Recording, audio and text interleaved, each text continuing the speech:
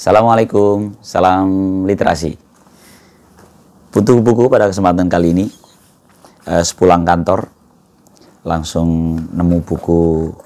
Sebenarnya udah lama di rak buku kami. Ada buku Berbagi Kisah dan Harapan, Perjalanan Modernisasi Direktorat Jenderal Pajak. Buku Berkah 2, ya sama, Berbagi Kisah dan Harapan, jadi disingkat Berkah. Berjuang di Tengah Badai, ini buku yang kedua. Dan ada satu buku yang tidak dalam bentuk cerita, tapi ini perjalanan panjang, Silent Revolution, Reformasi Perpajakan. Ini juga terbitan 2009, jadi sedeketan sama ini. Ini Oktober, nih Desember. 3 buku ini sengaja saya sampaikan dengan pada kesempatan kali ini, karena ada beberapa hal yang rasanya perlu angkat kembali. Pertama, ini saya cerita, buku ini tidak dijual bebas, tapi kalau di internal kami di Direktorat Jenderal Pajak sudah beredar, ya. Ini itu kisah tentang, kalau buku yang pertama dulu ya, satu-satu ya. Buku pertama, ini itu diterbitkan 2009, ya, tepatnya di Oktober 2009. Terdiri dari 71 judul. Jadi ada 71 judul tentang reformasi birokrasi. Reformasi birokrasi ini buat teman-teman di luar Direktorat Jenderal Pajak mungkin perlu dapat ceritanya lah, informasinya. Jadi reformasi birokrasi ini sejak 2002 sebenarnya, terus pelan-pelan perubahan.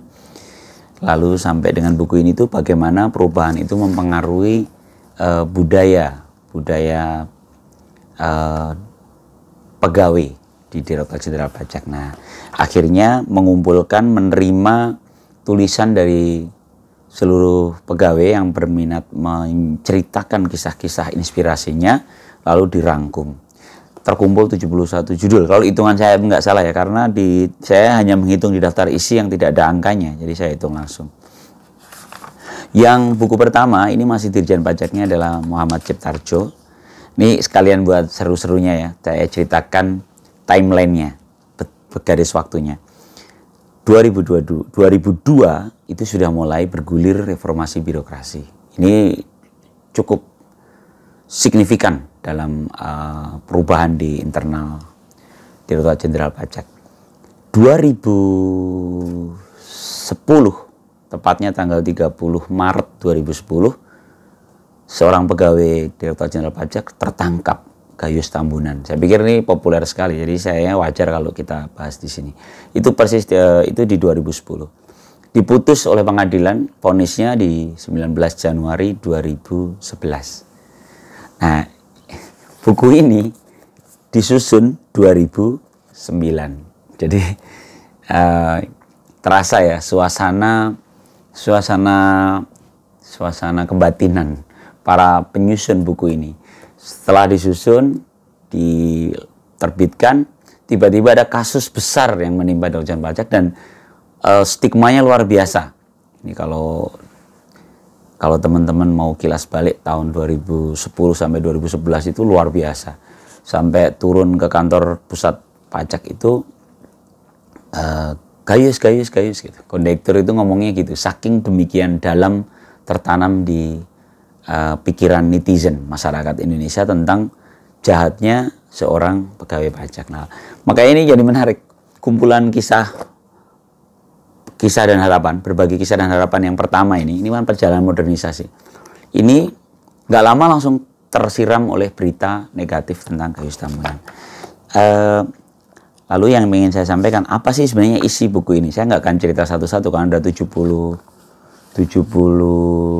judul tadi ya.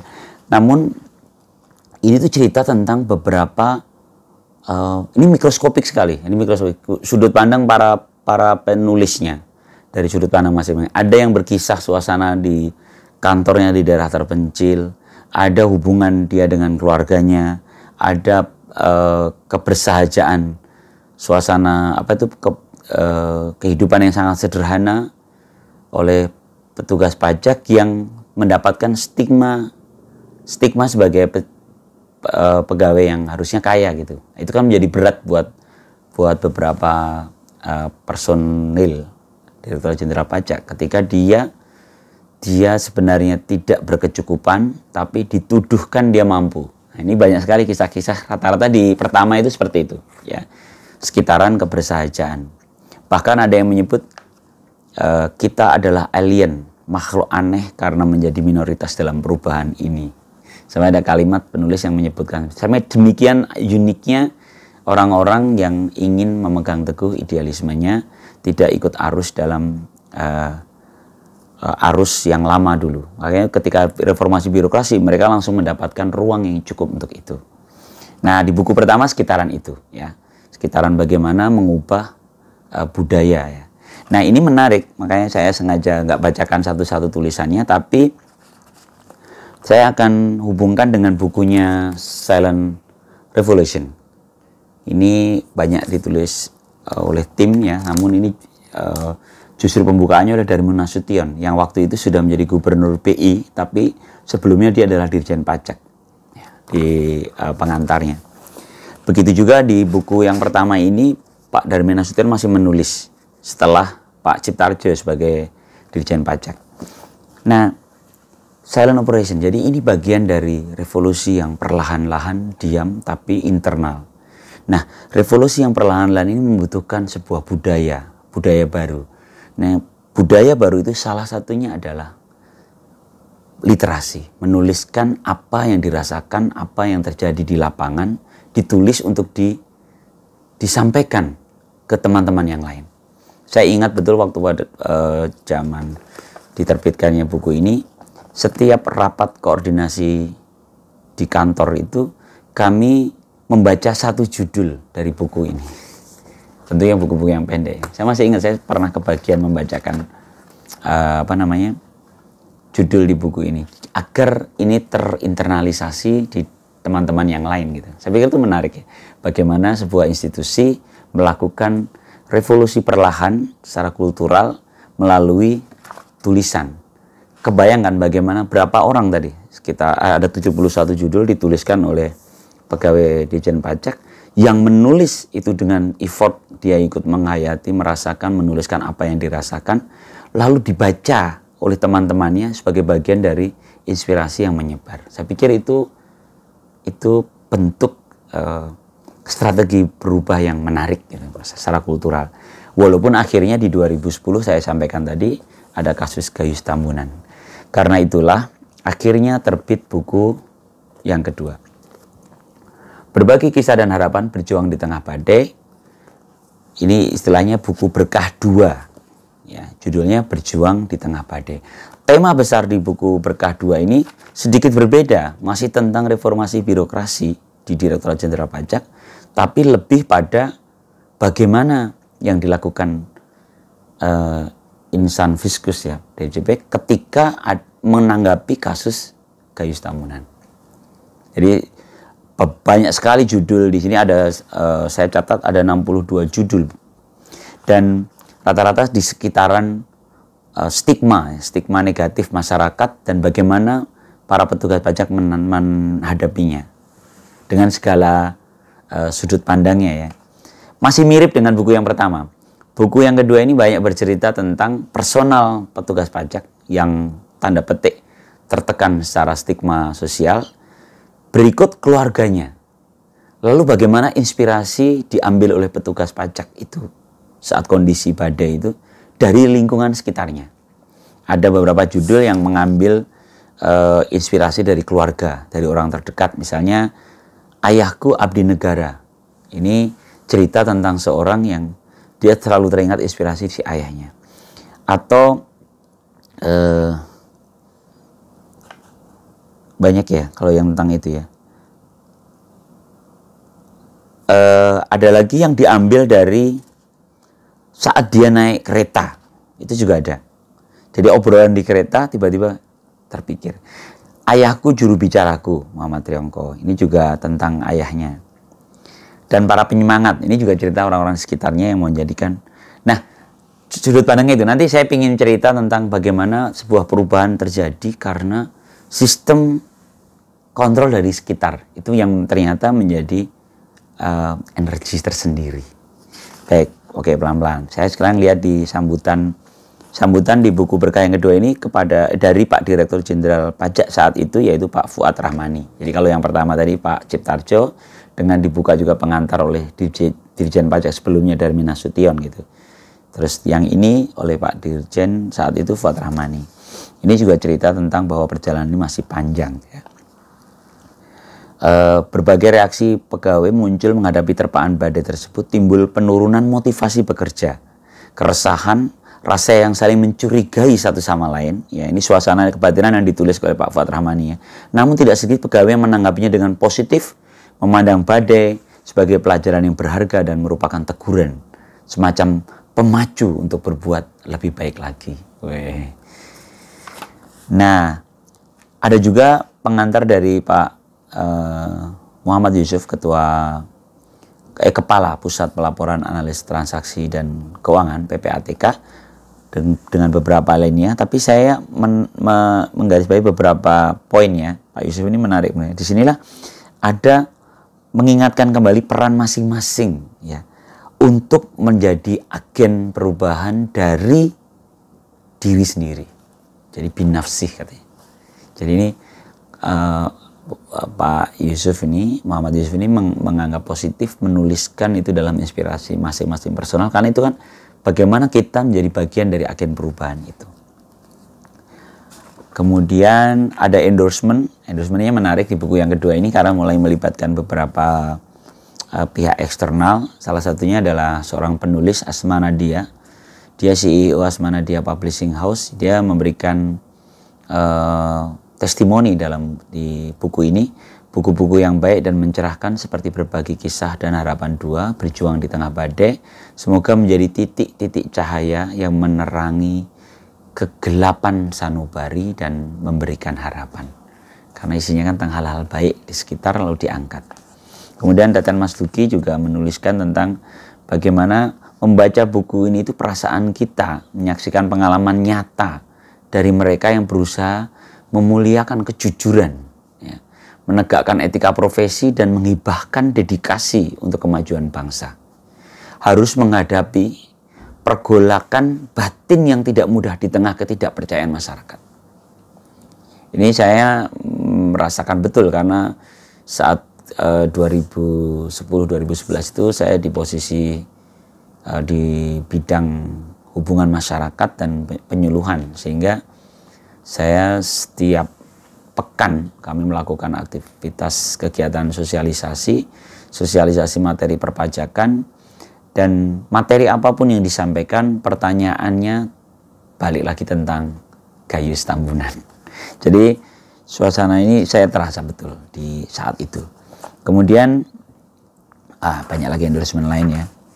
Saya Renat Kasali juga memberikan endorsementnya. Buku ini menyajikan kisah nyata tentang pergulatan perubahan di DJP, Direktorat Jenderal Pajak, yang datang bersama teman-temannya, yaitu sinisme, ketidakpercayaan, cemoohan, pengorbanan, penyangkalan, pengkhianatan yang layak dipelajari siapapun yang berani melakukan perubahan. Menarik ya. Jadi perubahan di Direktorat Jenderal Pajak itu justru hasilnya itu di luar dugaan, justru yang di sisi lainnya itu hanya justru sinis, tidak percaya, ya, cemoohan, penyangkalan, pengkhianatan. Yang ini menjadi sesuatu yang perlu jadi pengingat kita yang ingin bersungguh-sungguh melakukan perubahan. Ini Renat Kasali ya, penulis pakar, dia seorang pakar manajemen perubahan. Bahkan kan salah satu usahanya di Bekasi itu namanya Rumah Perubahan. Ya, di pengantarnya ya, ini saya bacakan satu alinea di pengantarnya. Menurut saya ini sesuatu sih. Yang menuliskan tim kerjanya. Tim kerja ini banyak ya. Saya kayaknya nggak bisa sebutkan satu-satu ya. Yang jelas banyak sekali, ada sekitar 20-an pegawai yang merupakan tim redaksi, tim kreatif, dan tim administrasi, narasumber. Diketuai oleh Pak Bambang Tri Mulyanto. Pengarahnya Dirjen Pajak Pak Fuad Rahmani dan Sekdijennya Pak Heri Sumarjito. Ini saya bacakan satu bait terakhirnya, satu alinea terakhir di pengantarnya. Jadi pengantarnya itu diberikan judul The Long and Winding Road. Ya, jadi jalan ini bahasa Inggris ya. Ya bahasa Indonesia ini adalah jalan berangin dan panjang. Seseorang pernah berkata bahwa perjuangan menjadi institusi yang bersih itu seperti Battle of Gettysburg, perang saudara di Amerika yang waktunya singkat, hanya 3 hari, ya, namun memakan korban jiwa lebih banyak dari perang Vietnam. Perjuangan ini bisa jadi akan memakan banyak korban dari saudara kami sendiri, saudara kami yang tidak ingin berubah, saudara kami yang masih ingin di kubangan kotor dan tidak mau pindah ke akuarium yang bersih.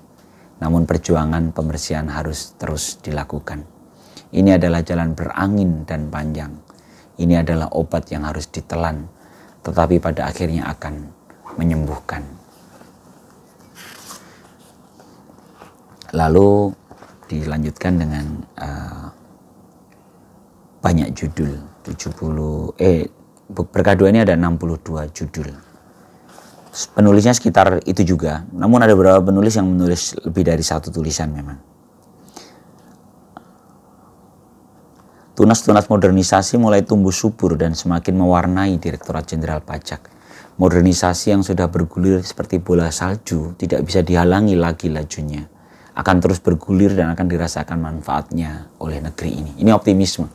Seperti yang disampaikan Pak Dirjen tadi, ada dua tanggapan, yang satu pesimis, yang satu optimis. Ini sisi optimisme lah yang diangkat oleh tulisan di buku berkah yang kedua ini. Baiklah, itu ya, buku berkah 1, berkah 2, dan yang ini sih bukan cerita. Ini Silent Revolution, ini beberapa gerakan, ini beberapa kegiatan dan strategi perubahan yang dituangkan dalam satu buku. Judulnya Silent Revolution. Menarik sih ini, kayaknya kalau teman-teman yang mungkin ada ingin menulis atau meneliti, melakukan penelitian tentang manajemen perubahan, saya pikir ini bisa menjadi referensi lah, perubahan seperti apa.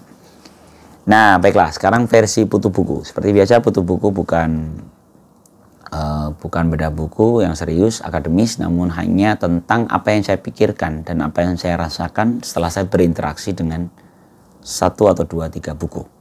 Nah, pada kesempatan kali ini, apa yang saya pikirkan dan apa yang saya rasakan, tentu tentang perubahan. Nah, perubahan seperti apa? Saya tadi sampaikan, ini sebenarnya memang ada cerita dengan perjalanan beberapa hari yang saya lalui belakangan ini. Saya itu 3 hari mengalami beberapa percakapan di dalam diri saya sendiri maupun di dalam mimpi. Jadi ada sempat mimpi ketemu orang ya.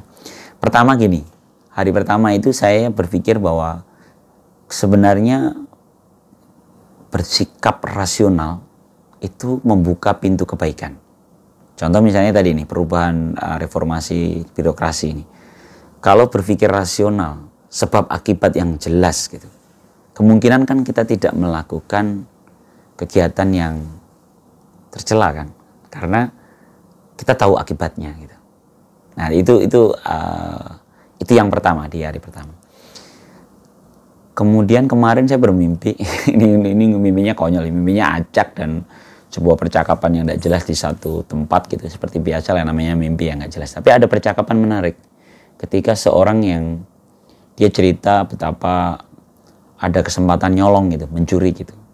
Terus saya kaget, loh kamu nyuri? Ya iyalah mas, kaget sih loh. Dia dengan cepat dengan bangganya dia melakukan itu. Loh kenapa Kat? Kenapa kalau kamu nyolong gitu ya? Itu bahasa Jawa di dalam mimpi saya. Terus dia jawab, loh mas, dasar kita itu bertahan mas, bertahan hidup. Dia cerita bahwa dia melakukannya karena terpaksa di mimpi itu ya. Memang itu sebenarnya hanya cerita sambil lalu, tapi ketika terbangun, saya bangun jam-jam 3-an gitu dan nyari air hangat karena agak gemeteran, karena saya merasa kayak ditegur gitu ya. Kan tadinya saya berpikir default kita itu baik, kalau kamu berpikir rasional, pahami sebab akibat, rasanya kita akan tidak melakukan hal-hal tercela. Tiba-tiba di mimpi saya itu kan seperti jawaban, nggak gitu juga gitu. Dalam kondisi tertentu, seorang akan, ya naluri kita itu bertahan hidup.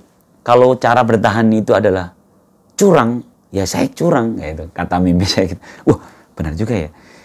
Jangan-jangan bahkan dalam contoh yang dalam tingkat keawaman gitu ya, seorang yang cenderung idealis itu minoritas gitu. Seorang yang berpikir panjang itu kan minoritas. Yang kebanyakan justru yang kalau ada kesempatan ambil gitu. Memang di percakapan di situ tuh saya jadi kepikiran, oh berarti butuh cara berpikir relevan ya, selain ngomongin isinya gitu. Oh gue harus gini yang sok idealis gitu, naif. Karena itu ternyata kita butuh relevan. Serius lo mau serius yang kayak gitu bisa diterima apa enggak gitu kan. Nah saya pikir kan cerita-cerita di sini tadi kan begitu ya. Mohon maaf di cerita-cerita ini masih cerita menjadi minoritas ya, orang-orang yang menjalaninya dengan tertatih-tatih karena kondisi masyarakat belum bisa menerima dan sebagainya. Jadi kalau yang pertama tadi aku berpikir bahwa rasional itu bisa membuka pintu kebaikan. Kalau yang kedua, jangan gitu. Dengan yang rasional pun secara mendasar kita itu butuh survive itu. Dan cara survive itu bertahan hidup itu bisa jadi dengan cara bukan lewat pintu-pintu kebaikan gitu. Jangan-jangan caranya cara nakal gitu kan yang kedua. Nah, yang ketiga ini gini, ini baru sore tadi ketika habis ngobrol dengan teman-teman ngopi, tiba-tiba saya terpikir, oh ya, ternyata ada faktor eksternal yang bisa ngejaga kita. Kalau tadi kan ini semua rasional dari dalam. Terus ternyata dari dalam pun secara fitrah kita butuh bisa jadi kita menyalahkan sistem di eksternal ya. Tapi gue mau bertahan hidup kok, ya mau gimana lagi? Contoh misalnya anak sekolah di-push sama sekolahan untuk harus nilainya bagus, terus dia akhirnya berbagai cara dia lakukan termasuk mungkin nyontek, dan ternyata sekolah juga harus meluluskan muridnya. Akhirnya sekolah pun terpaksa mendukung nyonteknya anak gitu, karena dia pengen anaknya lulus semuanya. Kan itu sebenarnya cara yang nggak benar, tapi mereka saling berkelindan gitu kan. Nah, kalau yang ketiga ini saya tadi setelah ngobrol sama teman-teman, emang saya modelnya kan ngobrol tak lempar pikiran saya gitu, dan ternyata saya keserang teman-teman, dan bahkan ada contoh yang menarik itu, seorang teman yang berhenti beraktivitas negatif, dan ini sangat signifikan. Dia bahkan berhenti rokok dan hal-hal yang buruk lainnya, justru karena dia kebentur sama satu kejadian yang membuat dia mempertaruhkan harga dirinya di teman-temannya maupun di keluarga, dan dia takut menyakiti hati istrinya. Kalau di kasus teman saya ini istri. Terus dia benar-benar berhenti. Dan itu dia sendiri nggak nyangka kok saya bisa melakukan itu. Dan ternyata kan berarti itu kan sebuah sistem kan, yaitu keluarga misalnya, atau pasangan, atau anak, atau lingkungan, atau teman. Nah buku-buku ini sebenarnya mengisyaratkan itu kan. Bagaimana ketika seorang dalam posisi yang sedang terpuruk, kehilangan kebanggaan atas kerjaannya, kehilangan semangatnya, tiba-tiba dia teringat bagaimana yang dilakukan orang tuanya dulu, terus dia semangat lagi, gitu kan? Atau melihat anaknya, jadi semangat lagi. Kan itu sistem-sistem eksternal yang ternyata bisa mendukung. Nah, dari situlah maka saya pikir yang dilakukan institusi kami ya, makanya saya sengaja masih pakai baju ini. Menurut saya itu menarik karena selain perubahan secara struktural dalam yang tadi dijelaskan di sini, ini semua teknis banget ya, struktural, dilakukan juga dengan narasi, dengan literasi yang efeknya itu kultural, karena mengangkat materi-materi dari bawah. Memang ini seolah-olah sekarang angus gitu, alah buktinya kan tetap hancur gitu ya, tetap aja ada yang melanggar gitu. Tapi seperti tadi disampaikan di kata pengantar, ini kan seperti perang saudara di Amerika tadi yang hanya 3 hari tapi korbannya jauh lebih banyak. Karena sebenarnya nggak salah, cara ini nggak salah. Justru bisa jadi perubahan itulah yang membuat oknum-oknum yang masih belum siap itu terlihat gitu kan. Ya nggak sih? Jadi sebenarnya ini justru menjadi pilar pondasi perubahan itu, yaitu dari pribadi, dan ini disampaikan. Mungkin nanti saya membayangkan berikutnya kalau ada berbagi kisah dan harapan lagi. Saya pikir kan dia pertama masih cerita modernisasi, perubahan. Kemudian kedua bagaimana sikap masyarakat terhadap perubahan itu, karena ternyata nggak terbukti nih gitu kan. Mungkin yang ketiga ini justru bagaimana membiasakan perubahan itu. Saya membayangkannya begitu ya. Membiasakan itu artinya gini, kalau dulu itu menjadi baik itu sesuatu yang luar biasa, mengapa nggak perlahan-lahan ini menjadi biasa? Tiba-tiba semuanya berlaku yang seharusnya. Tadi kayak pilar-pilar utama yang jadi pegangan kita itu kita angkat kembali. Pilar-pilar keluarga, pilar-pilar hubungan-hubungan informal misalnya di tempat ibadah. Dan itu menjadi ikatan atau jangkar kita untuk tetap di jalan yang diinginkan oleh budaya organisasi yang ingin terus berubah menjadi lebih baik. Yes. Demikian ya mungkin cerita Putu Buku pada kesempatan kali ini, semoga menginspirasi. Dan ini memantik juga sih kalau teman-teman yang di pengambil kebijakan mungkin saatnya untuk kembali mengangkat buku berkah berikutnya, berbagi kisah dan harapan berikutnya sebagai ikhtiar kita melakukan perubahan secara kultural. Salam literasi. Assalamualaikum warahmatullahi wabarakatuh.